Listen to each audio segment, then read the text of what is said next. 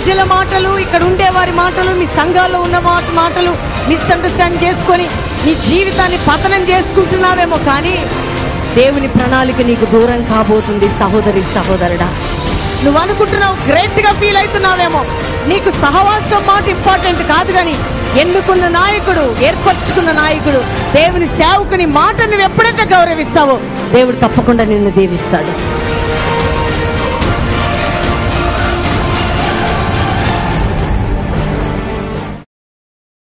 ఈ రాత్రి దేవుని బిడ్డలారా, చాలా మంది దేవుడు కొన్ని నియమ నిబంధనలు పెట్టినప్పుడు వాటిని పాటించినప్పుడు కూడా మీరు శాపాన్ని, వ్యతిరేకతలని, అవమానాన్ని, నిందని, పోరాటాన్ని అనుభవిస్తుంటారు. చూడండి, దేవుడు ఒక మాట చెప్తాడు. మోషే ఏం చెప్తాడంటే, మోషే ద్వారా మీరు ఈ విధంగా ఉండాలని ఇశ్రాయేలు ప్రజలకు చెప్పినప్పుడు ఇశ్రాయేలు ప్రజలు దేవుని మాటను మితిమీరి దారి తప్పి తొలగిపోయినప్పుడు వారి జీవితాల్లోకి శాపం, వ్యతిరేకత వస్తుంది. కానీ మోషేని దేవుడు ఎన్నుకొని మోషే ద్వారా దేవుడు బలమైన కార్యాలు చేయటానికి, అద్భుతాలు చేయటానికి ప్రభు ఇష్టపడతాడు. దేవుని బిడ్డలారా, ఎందుకంటే ఒక సేవకుడిని దేవుడు నీ వద్దకు పంపించేది, నువ్వు ఎన్ని ప్రార్థనలన్నా చెయ్యి, ఎన్ని ఉపవాసాలన్నా చెయ్యి, ఎన్ని త్యాగనలన్నా చెయ్యి, నువ్వెంత ప్రతిష్ఠుడిగా ఉండు, కానీ కట్టుటకు, నాటుటకు, పెళ్లగించుటకు, విరగొట్టుటకు, నశింపజేయటకు అధికారం ఇచ్చిన దైవ సేవకుని ద్వారా మాత్రమే దేవుని జీవితంలో అద్భుతం చేస్తాడు. తెలుసా ఆ విషయం మీకు? ముందు నాయకత్వాన్ని గౌరవించడం నేర్చుకోవాలి. దేన్ని గౌరవించడం నేర్చుకుందామండి మనం? గట్టిగా చెప్దాం. దేన్ని గౌరవించడం? సేవకులంటే మీరు ఎంత రెస్పెక్ట్ ఇవ్వాలంటే, నేను సిటీలో ఉన్న ప్రజలకి నేర్పించబోతున్నా. మా ఊర్లోనైతే గడగడగడ వణుకుతారు. ఎవరంటే, మీకు సేవకులంటే లెక్కే లేదు సిటీ వాళ్ళకి. ఈరోజు వీళ్ళు, రేపు వాళ్ళు. ప్రతి సేవకులు మీకు రెస్పెక్ట్ ఇస్తుంటే కొంతమందికి ఏమొస్తుంది, స్పీడ్ బ్రేకర్స్ వస్తుంటాయి. కానీ నీ ముందున్న దైవ సేవకుని నువ్వు గౌరవిస్తే నువ్వు చూడని దేవుణ్ణి గౌరవించిన వ్యక్తి అవుతావు. దేవుని బిడ్డలారా, తమాషా కాదు దైవజనులు అంటే. వారిలో ఉన్న అభిషేకం కానీ, వారితో సావాసం చేయటం కానీ, వారితో కలిసి పని చేయటం కానీ, వారికి చిన్న హెల్ప్ చేయటం కానీ దేవుడు నీకు ఇచ్చిన ధన్యత. ఎందుకో తెలుసా? దైవ సేవకునికి అంత ప్రత్యక్షత దేవుడు ఇచ్చాడు. చూడండి, మోషే గురించి ఏమంటాడు? నీవు రప్పించిన నీ ప్రజలు. అసలు రప్పించింది ఎవరు? దేవుడు. కానీ మోషేని గణపరుస్తూ చెప్తున్నాడు అక్కడ, నీవు నిలబడ్డావు, ఐగుప్తులోంచి ప్రజలను రప్పించావు అంటే నీవు నాకు ప్రజలకి మధ్యలో నిలబడి నా శక్తిని అంతా ప్రజల మధ్యలోకి తీసుకెళ్లి వారిని విమోచించావు. అంటే నీవు విమోచించబడాలంటే ఎవరుండాలి? నీకు ఎవరుండాలండి? ఒక మంచి నాయకుడు ఉండాలి. ఆ నాయకుడు దేవునితో నడిచేవాడు ఉండాలి.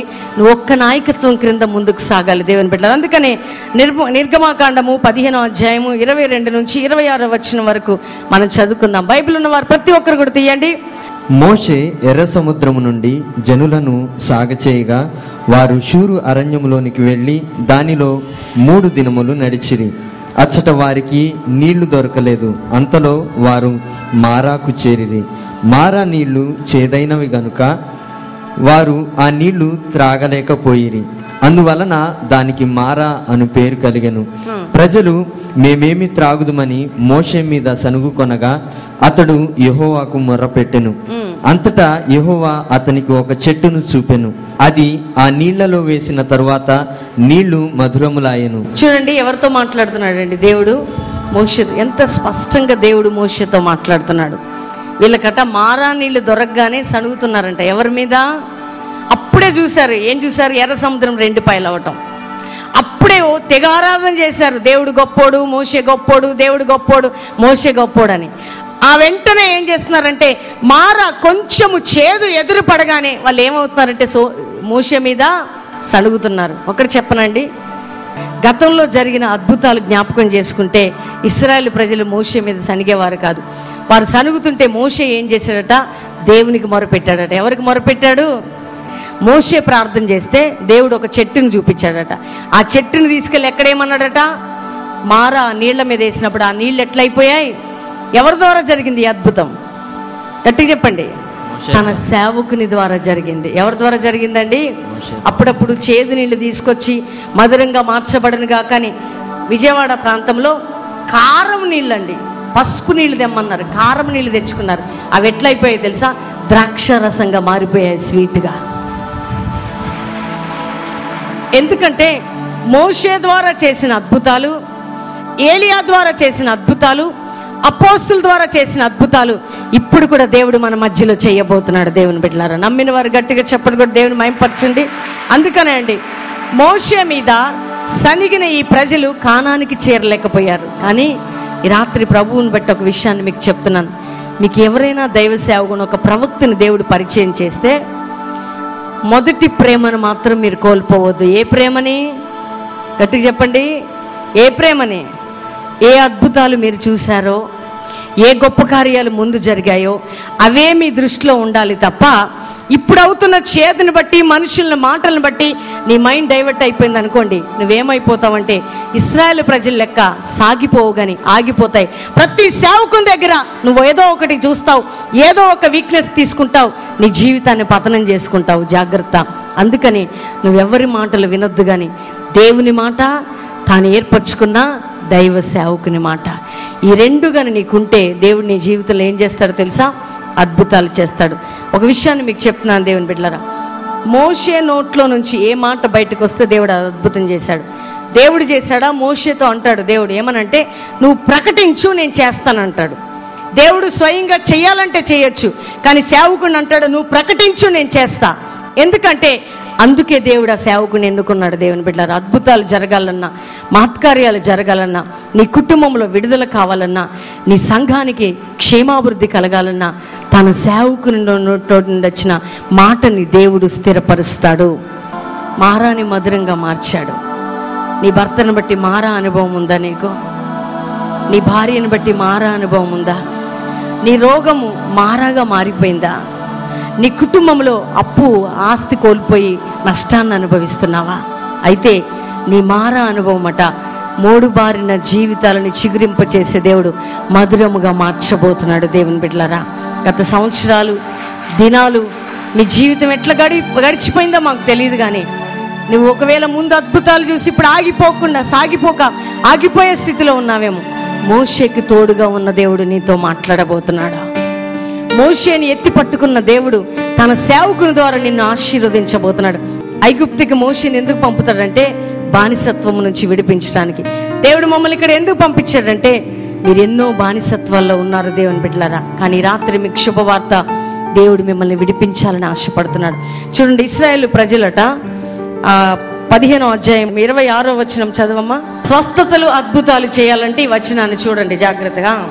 మీ దేవుడైన యెహోవా వాక్కును శ్రద్ధగా విని ఆయన దృష్టికి న్యాయమైనది చేసి ఆయన ఆజ్ఞలకు విధేయులై ఆయన కట్టడలన్నిటినీ అనుసరించి నడిచిన ఎడల నేను ఐగుప్తీయులకు కలుగజేసిన రోగములలో ఏదియు మీకు రానియను. నిన్ను స్వస్థపరచు యెహోవాను నేనే. గట్టిగా చెప్పండి కూడా దేవుని మహిమపరచుదాం. రోగాలు ఎందుకు వస్తాయి చెప్పండి? ఇప్పుడు చెప్పండి, రోగాలు ఎందుకు వస్తాయి? మీ నోరిప్పి గట్టిగా చెప్పండి. ఇక్కడ రోగం ఎందుకు వస్తుందట?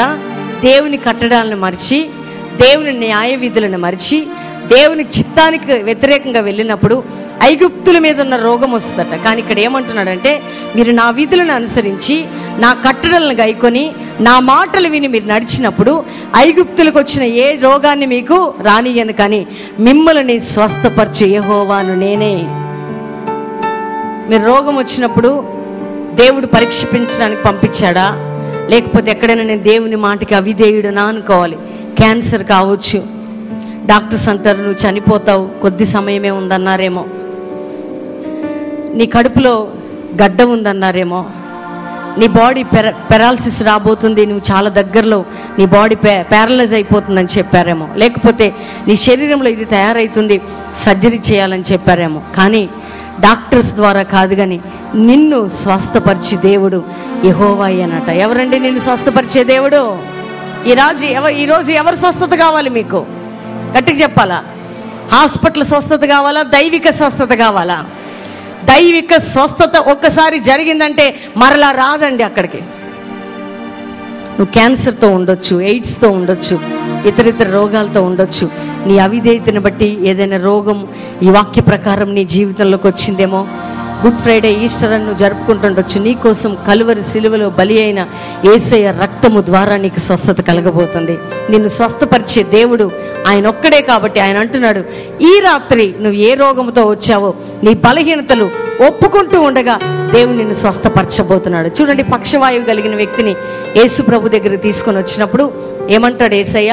నీ పాపములు క్షమించబడి ఉన్నవి, నీ పరిపెత్తుకున్నాడు అమ్మంటాడు. నీ పాపములు అంటే స్వస్థత ఎప్పుడు జరుగుతుంటే క్షమాపణ నీ యొద్దకు వచ్చినప్పుడు, కృప నీ యొద్దకు వచ్చినప్పుడు స్వస్థత నీకు జరుగుతుంది. ఎంతమందికి సంవత్సరాల తరబడి నీ గర్భం మూయబడిందా? గర్భవతిగా లేని స్థితిలో, గొడ్రాలుగున్న స్థితిలో ఉన్నావా? దేవుడు నిన్ను కుమారులు గల సంతోషం గల తల్లిగా దేవుడు దీవించబోతున్నాడు. సహోదరి, ఈ కార్యాలు జరగకుండా నీ పాపం అడ్డుపడుతుందేమో, నీ కుటుంబంలో నీ శాపము తాండవిస్తుందేమో. ఇవన్నీ కూడా నువ్వు అనుకుంటున్నావు, దేవుడు నన్ను పీడిస్తున్నాడేమో, అపవాది నన్ను పీడిస్తుందేమో. ఈ అపవాదిని యొద్దకు రావడానికి కూడా కారణం ఏంటంటే ఎక్కడైనా దేవుని మాటకు తిరస్కారం చూపావేమో. కానీ ఈరోజు ఏడుస్తావా? దేవా, నన్ను క్షమించయ్యా, నా పాపాన్ని క్షమించు, నీవు నన్ను స్వస్థపరచాలి, నీ సేవకుల ద్వారా నాకు స్వస్థత కావాలి, నీ దాసులు నిలబడుతుండగా నీ శక్తి నా బాడీలోకి రావాలని నువ్వు ఎప్పుడైతే ప్రార్థన చేస్తుంటావో దేవుని బిడ్డలారా, నువ్వు దేవుని యొక్క శక్తి నీ శరీరంలో దిగబోతుంది. ఈ విషయాన్ని నేను మీకు ఎందుకు చెప్తున్నానంటే, దేవుని సేవకునిలో నుండి వచ్చిన మాటను మీరు గౌరవించండి, దేవుని సేవకునిలో వచ్చిన విధులను మీరు నేర్చుకోండి. ప్రజల మాటలు, ఇక్కడ ఉండే వారి మాటలు, మీ సంఘాల్లో ఉన్న మాటలు మిస్అండర్స్టాండ్ చేసుకొని నీ జీవితాన్ని పతనం చేసుకుంటున్నావేమో, కానీ దేవుని ప్రణాళిక నీకు దూరం కాబోతుంది. సహోదరి, సహోదరుడా, నువ్వు అనుకుంటున్నావు, గ్రేట్ గా ఫీల్ అవుతున్నావేమో, నీకు సహవాసం మాట ఇంపార్టెంట్ కాదు, కానీ ఎన్నుకున్న నాయకుడు, ఏర్పరచుకున్న నాయకుడు, దేవుని సేవకుని మాట నువ్వు ఎప్పుడైతే గౌరవిస్తావో దేవుడు తప్పకుండా నిన్ను దీవిస్తాడు. నిన్ను పంపింది ఒక పర్పస్ అయితే నువ్వు నేర్చుకునేది ఒకటి. ఇక్కడ సంఘాల్లో ఈ రోజుల్లో ఏమవుతున్నారు తెలుసా? మొదటి ప్రేమతో వెళ్తారండి, చాలా బాగా చూసి వెళ్తారు. మధ్యలో మారా ఎదురైతుంది మనుషులను బట్టి. గొనిగి సనిగి సంఘాల నుంచి, సేవకుల నుంచి, ఇక్కడి నుంచి అక్కడ, అక్కడి నుంచి అక్కడ, అక్కడి నుంచి అక్కడ ఇలా వెళ్ళిపోవటానికి కారణం ఏంటో తెలుసా? పరిశుద్ధాత్మ సముఖంలో దేవుని ఎదుట మీకు చెప్తున్నాను. యెహోషాపాతు రాజు అంటాడు, దేవుని నమ్ము, దేవుని ప్రవక్తని నమ్ము, ఇద్దరే మీరు నమ్మాల్సిన వాళ్ళు. ఎవరు చెప్పండి? ఒకటి దేవుడు, రెండు తన ప్రతినిధి అయిన ప్రవక్త. ఈ ఇద్దరిని నమ్మినప్పుడు ఏం జరిగిద్దో తెలుసా? ఇక్కడ నిలబడిన వాళ్ళు మాటలు నమ్మడం కాదు మీరు, లేకపోతే మీ సంఘాల్లో వారి వీరి మాటలు కాదు నమ్మాల్సింది. మీరు ఎవరి మాటలు నమ్మాలంటే ఒకటి దేవుణ్ణి, రెండోది ప్రవక్తని. ఈ రెండు నమ్మినప్పుడు మీరు కృతార్థులు అవుతారట, మీరు విజయవంతులు అవుతారట. దేవుని బిడ్డలారా, యెహోషాపాతు రాజు తన ప్రజలను ఉద్దేశించి మాట అంటాడు. ఏమనంటే, ప్రజలారా, యూదా వారలారా, యెరూషలేము వారలారా, దేవుని నమ్మండి, ఆయన ప్రవక్తను నమ్మండి, మీరు కృతార్థులు అవుతారు, మీరు విజయవంతులు అవుతారు. ఎందుకంటే దేవుడు తన సేవకుడిని మన కోసం ఇచ్చాడు. ఈ రాత్రి నిజంగా మీరు నమ్ముతున్నారో లేదో నాకు తెలియదు, కానీ చాలా మంది మిస్అండర్స్టాండ్ చేసుకుని వెళ్ళిపోవటం. వారు ప్రార్థన చేస్తారంటారు, కానీ నిజమైన ప్రార్థన పరులు ఎప్పుడు కూడా మనుషుల మాటలు నమ్మరండి. వారు ఏం చూస్తున్నారో, ఏ అభిషేకాన్ని చూస్తున్నారో, ఏ యొక్క గద్దింపును వింటున్నారో, దేవుణ్ణి తన సేవకుల్ని చూస్తారు. నీ గురి ఒకటే ఉండాలి ఎక్కడికి వెళ్ళినా, ఒకటి దేవుడు, రెండు సేవకుడు. నీ జీవితానికి విడుదల దొరుకుతుంది. సహోదరి, ఈ రాత్రి మోషే కాలంలో నీళ్లు మధురంగా మార్చబడ్డాయి, ఎర్ర సముద్రం రెండు పాయలైంది. చూడండి, ఇశ్రాయేలు పక్షంలో యెహోవా యుద్ధం చేసినట్లు రాయబడి ఉంటది. దైవజనుడు ప్రార్థన చేస్తే నీ శత్రువుతో దేవుడు యుద్ధం చేయబోతున్నాడు. నీ పక్షంలో శత్రువుతో తన దాసుడు యుద్ధము చేయబోతున్నాడు. దేవుని బిడ్డలారా, ఎందుకంటే సేవకుడు నీ పక్షంలో యుద్ధము చేయటానికి, నీ యొక్క పరిస్థితులన్నిటిని కూడా ప్రభు యొద్దకు తీసుకుని వెళ్ళటానికి, నీ గురించి ప్రార్థన చేయటానికి, విజ్ఞాపనకర్తగా విజ్ఞాపన చేయటానికి తన దాసుని దేవుడు ఏర్పరచుకున్నాడు. అది పోగొట్టుకొని వచ్చిపోయే వ్యక్తిగా ఉంటున్నావా? వారి మాటలు వీరి మాటలు విని మొదటి ప్రేమను పోగొట్టుకున్నావా? వ్యర్థంగా నీ ఆలోచనలు పెట్టుకున్నావా? నష్టపోయేది నీవే తప్ప ఎవరు కాదు. ఇశ్రాయేలు ప్రజలే నష్టపోయారండి. యెహోషాతో అంటాడు, రేపు మీ మధ్యలో అద్భుతాలు చేయటానికి ఈరోజు మిమ్మల్ని మీరు పరిశుద్ధ పరచుకోండి. ఇన్ని సంవత్సరాలు ఆగిపోయిన మీ కుటుంబంలో పోరాడుతున్న ప్రతి బంధకాలు తెగిపోయి దేవుడు మిమ్మల్ని గొప్పవారిగా చేయబోతున్నాడు. దేవుని బిడ్డలారా, కాబట్టి మీకోసం ఇంత గొప్ప ఆధిక్యత ప్రభు ఇస్తుండగా ఈ రాత్రి నువ్వు నమ్ము, ప్రభువా నీ సేవకుల ద్వారా నా బంధకాలు తెగిపోబోతున్నాయి. ఈ ఉపవాస ప్రార్థనలో పరిశుద్ధాత్మ దేవుడు నీతో మాట్లాడబోతున్నాడు. బలంగా నిన్ను అభిషేకించబోతున్నాడు. అనాయింటింగ్ ద్వారా నీ కట్లు తెగిపోబోతున్నాయి. నీ శాపం ఆశీర్వాదకరంగా మార్చబోతుంది. పరిశుద్ధాత్మ దేవుడు నిన్ను ప్రోత్సాహపరచబోతున్నాడు. నువ్వు మొదటి ప్రేమను ఎక్కడ కోల్పోయావో నీతో మాట్లాడబోతున్నాడు సహోదరి. తిరిగి నిన్ను కట్టబోతున్నాడు. నీ జీవితాన్ని సరిచేయబోతున్నాడు. నీ జీవితాన్ని చేదుగా ఉన్న నిన్ను మధురముగా మార్చబోతున్నాడు. దేవుని బిడ్డలారా,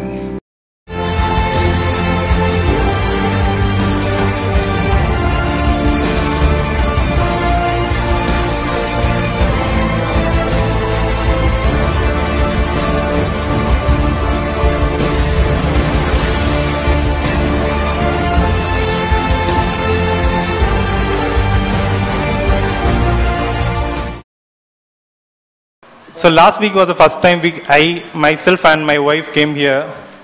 So we didn't know about this gospel. We were so worried because within 2 days she is supposed to undergo one surgery. The surgery is nothing but one pleomorphic adenoma, just a tumor over the parotid gland. So we were so worried about that surgery. So because doctors said because of the surgery she may get some complication. The complication is this tumor is just over the facial nerve. Facial nerve is nothing but the nerve which is supplying to the face, which is responsible for the facial expression. So last week, Pastor Rama said about that one thing. So if you have any burden, we have to hand over everything to the God. After handovering, we no need to worry about anything. So that's the thing we did. So when we came with some burden heart. But at the end of the meeting, we felt there's something we handed over to the God. So we felt so happy. So within 2 days, she undergone a surgery. The surgery was successful. It's not because of anybody, because of only my Lord. Even doctor called me and said, your wife are normal. How she went inside, with the same face she is coming outside. So that was very encouraging for me. The second miracle happened is, after surgery, because of the surgery, we were worried about the cost effective. So we thought the cost will be very low. But after the doctor said, we came to know the cost will be very high. So because the surgery is in the facial nerve. So we were worried about that. So after surgery, I received another one miracle, that nothing but the surgeon didn't receive any single NP for the surgery. That all is happened because of my God. మా మమ్మీకి వాళ్ళు ముంబైలో ఉంటారు. తనకి sugar ఎక్కువైపోయేసి ఐసీయూలో అబ్జర్వేషన్లో పెట్టారు. అయితే నేను ఇమీడియట్ బెల్లంపల్లి ప్రేయర్ పోటకి ఫోన్ చేసి ప్రేయర్ చేయించానండి. వాళ్ళు సిటీ స్కాన్ అన్నీ చేశారు. కానీ నేను ప్రేయర్ చేసుకున్నాను. మమ్మీకి అన్ని నార్మల్ వస్తే నేను సాక్ష్యం చెప్తానని మమ్మీకి అబ్జర్వేషన్లో 2 days పెట్టి డిశ్చార్జ్ చేసేసారు. రిపోర్ట్స్ అన్నీ నార్మల్ వచ్చేసినాయి. దేవుడు ఆ మమ్మీకి సంపూర్ణ స్వస్థత ఇచ్చాడు. ఇంకోటి ఏంటంటే మేము ఇక్కడ ఒక 2 years నుండి వస్తున్నానండి. నేను నా పట్ల దేవుడు ఎన్నో మేలు చేసిండు. మన భర్త నన్ను వదిలేసి వెళ్ళిపోయినా కూడా దేవుడు తిరిగి నా కుటుంబాన్ని కట్టిండు. ఇక్కడ వచ్చిన తర్వాత దేవుడు నాకు మంచి జాబ్ని ఇచ్చిండు. నాకు ఎన్నో మేలు దేవుడు చేసిండు. ఈ చిన్న సాక్ష్యం దేవుడు దించిండు కాక. నేను వచ్చిన ఫస్ట్ వీక్ నాకు 2 kidneysలో స్టోన్స్ ఉన్నాయి. 2 4 mm ఉన్నాయని చెప్పారు డాక్టర్స్. అయితే నేను ఇంకా నెక్స్ట్ వీక్, అదంటే తెలిసిన నెక్స్ట్ వీక్ నేను ఇక్కడికి వచ్చాను. ఆ వీక్లోనే నేను చాలా ప్రేయర్ చేసుకున్నాను అనమాట. ఇంకా దేవుడు అద్భుత రీతిగా ముట్టి స్వస్థపరిచి నన్ను ఇంతకుముందు 1 hour కూడా కూర్చోలేకపోయేదాన్ని. చాలా బ్యాక్ పెయిన్ వస్తూ ఉండేది. అసలు ఇప్పుడు నేను అంటే మార్నింగ్ ఆఫీస్కు 9కి వెళ్ళిన దగ్గర నుంచి కూర్చునే ఉంటున్నాను. ఇంకా 12:30 వరకు కూడా లేవకుండా కూర్చోగలుగుతున్నాను. బ్యాక్ పెయిన్ చాలా తగ్గిపోయింది మొత్తం కూడా. దేవుడు ముట్టి స్వస్థపరిచాడు. నాకు 6 years నుంచి ఫిట్స్ ఉండేవి. February 17th ఆయిల్ ఎనాంటింగ్కి వచ్చినప్పుడు వితిన్ 3 daysకే నాకు తగ్గిపోయిందండి. నేను డైలీ 2 టాబ్లెట్లు వాడేదాన్ని. 3 days కంటిన్యూగా నేను వాడకుంటే నాకు ఫిట్స్ వచ్చేది. అది ఇంతవరకు నేను ఒక టాబ్లెట్లు కూడా వాడట్లేదండి. దేవునికి స్తోత్రములు. బ్రదర్ గారికి, సిస్టర్ గారికి నా వందనాలు.